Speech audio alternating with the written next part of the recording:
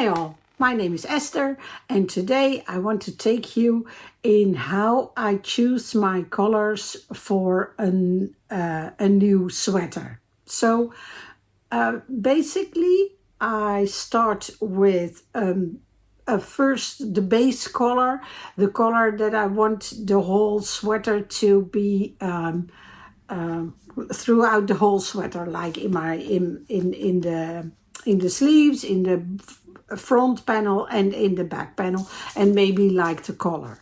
So that's my base color, and then I start to add the bright colors I really like. It's always pink, orange, yellow, those colors. And then I add some opposite colors of those, like yellow and blue, or purple and yellow, like pink and green are very opposite of each other. So then I add those colors. And then if I have all that together, it's very bright, it's very colorful. And then I also add the more toned down colors, like lilac or gray or a soft purple or a sage green, or colors like that. They tone everything down, but they also brighten the colorful colors. It's a tension between all of them, and that's what I'm always looking at. The most difficult about choosing my colors and to tell you how I do it is because I do it with my intuition. So I have a kind of basic knowledge about colors. I see a lot of tones. My eyes are very good at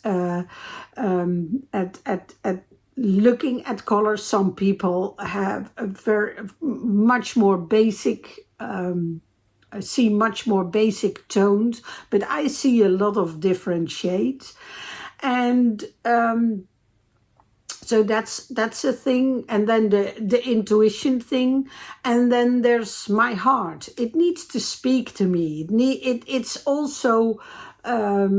also has very much to do with the mood I am when I'm choosing. And that's always a difficult one, because sometimes I choose a color and I start knitting or crocheting, and then halfway I'm like, oh, this is not gonna work because my mood changed, or the overall is not speaking to me. So then I have to stop and start all over again. When I'm done with all the colors, I use colors that I can use in the program Stitch Riddle. It's a program online, and I make these charts for my colorful sweaters, and you can choose from a different variety of yarns. And I basically use the French yarn from Hobby, and it's a merino because I love merino, and I love how it feels, and I love how it works, and I love how it is when I wash it, and it's a very easy and very beautiful yarn. So I use that one, and they have like, I don't know, 45, maybe even more colors. And so I have basically a lot of colors of those line. And when I have chosen all the colors, I can start to make a chart. Next time I will show you how I make my charts, because it's a whole different thing and it's a whole different process. But today I only wanted to show you how I choose my colors. So let's start.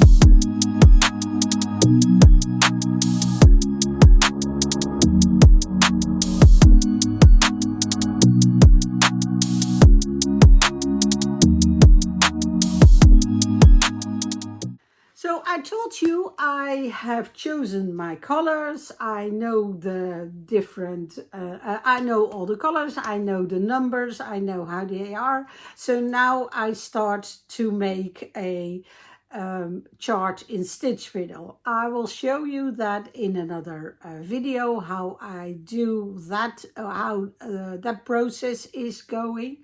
But now I finally would like to show you how the whole different color scheme that I showed you, that I just created, ended up in a sweater, which is this one. I also will show you, look. So the base color was this. It's like a mustardy kind of color. You can see it here too. You can see it at the neckline and you can see it at the other. And I also added the ribbon at the bottom. Like, for instance, here you can see the tones are darker. I mean, they are green, dark green, and soft pink. But like here, it's very bright. But because of this part, the whole thing tones down. It tones down, but it also brightens it. Like the purple here too.